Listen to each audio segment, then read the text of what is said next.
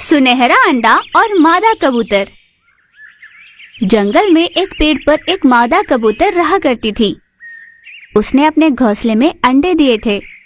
सारे अंडे तो सफेद रंग के ही थे, पर उनमें एक सुनहरा अंडा था। यह देख मादा कबूतर पहले तो हैरान हुई, पर फिर उसने सोचा कि सुनहरा अंडा भी तो उसी के पेट से निकला है, इसीलिए उसने बाकी अंडों के साथ उसका भी ध्यान रखना शुरू किया। एक दिन तेज हवा चली और कबूतर का घोंसला गिर गया, जिस कारण मादा कबूतर के सारे अंडे टूट गए, सिवाय उस सुनहरे अंडे के। घोंसला देखकर मादा कबूतर बहुत दुखी हुई। हे भगवान, मैंने कितनी मुश्किल से अपना घोंसला बनाया था, जिसमें मेरे अजन्मे बच्चे थे। सब कुछ खत्म हो गया। इस निर्दयी तूफानी हवा को क्या आज ही चलनी थी? आ भी गई तो क्या मेरे ही अंडों को नष्ट करने आई थी? ऐसे आक्रोश में रोए जा रही थी। तभी उसकी नजर पड़ी उस सुनहरे अंडे पर। जिस अंडे को देखकर मैं घबरा गई थी, वही अंडा बच गया। कम से कम इसे तो संभाल कर रखूंगी। फिर मादा कबूतर उस सुनहरे अंडे के पास गई और उसे प्यार से सहलाकर उसका खूब ध्यान रखने लगी। समय बीता। उस अंडे से एक चिन्नु मिन्नु सा सुनहरा कबूतर निकला। मादा कबूतर ने उसे खूब लाड प्यार से पाला और बड़ा किया। उस नन्हे कबूतर का उड़ने का समय आ गया था, पर मादा कबूतर उसे कहीं जाने नहीं दिया करती थी। उसके लिए खाने का इंतजाम वह खुद ही किया करती थी। एक दिन मादा कबूतर की सेहत बिगड़ गई। उसे बुखार हुआ। उड़ने की भी ताकत नहीं थी उसमें।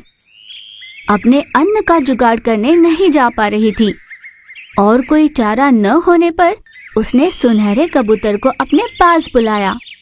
बेटा, मेरी सेहत काफी खराब है। मुझ में उड़ने की भी ताकत नहीं।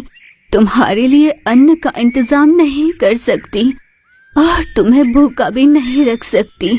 अब तुम्हें खुद जाकर अपना अन्न लाना होगा, वरना तुम नहीं जी पाओगे। पर माँ, मैं आज तक कभी इस घोंसले से बाहर नहीं निकला। मुझे तो पता भी नहीं कि कैसे जाना है। मादा कबूतर कुछ न कह सकी। वह अपने बेटे को भूखा नहीं देख पा रही थी। जाने की स्थिति में न होते हुए भी मादा कबूतर के पास और कोई चारा नहीं था। वह बड़ी मुश्किल से बाहर गई और अपने बच्चे के लिए अन्न ले आई। अपनी माँ के क्षीण होती हालत में भी उसे बाहर जाना पड़ा। ये देख सुनहरे कबूतर को बहुत दुख हुआ। उसने रोते हुए अपनी माँ से कहा, माँ, मुझे माफ कर दो। मुझे खुद से ही नफरत हो रही है। तुम्हारी इतनी सेहत खराब है, तुम उड़ने की हालत में भी नहीं, फिर भी मैं भूखा ना रहूं, इसलिए तुम पीड़ा में रहते हुए भी मेरे लिए खाना लाई। मैंने आपकी सेहत की सोची भी नहीं। आज अगर मैं कहीं नहीं जा पा रहा, किसी काम का नहीं रहा, तो इसका कारण आपका हद से ज्यादा लाड प्यार ही है माँ। ये आज मैं समझ गया हूँ। मेरी भी समझ में ये बात अभी आई है बेटा। तुम ऐसे ही रहे तो भविष्य में तुम्हारा क्या होगा, ये सोच सोच कर मुझे डर सा लगने लगा है।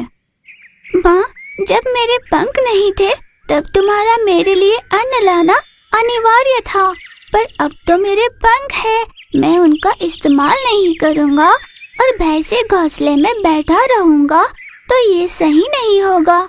ये मैं अच्छे से समझ गया हूँ, इसीलिए मैंने सोच लिया है कि अब से अन्न लाने के लिए मैं ही जाया करूँगा और तुम घर पर आराम करोगी। बहुत बढ़िया बेटा, कम से कम इस कारण तुझ में हिम्मत तो आई। उस दिन से कबूतर हर रोज बाहर जाकर अपनी माँ के लिए और खुद के लिए अन्न का इंतजाम करने लगा। मादा कबूतर इस बात से बहुत खुश हुई थी। अपने बेटे को देख माँ बहुत निश्चिंत हुई। हर माँ बाप को अपने बच्चों से लाड प्यार करना चाहिए, पर इतना भी नहीं कि उससे बच्चे किसी काम के न रहे। आत्मनिर्भर होना जरूरी है। माँ बाप का प्यार बच्चों को आगे बढ़ने में सहायक होना चाहिए।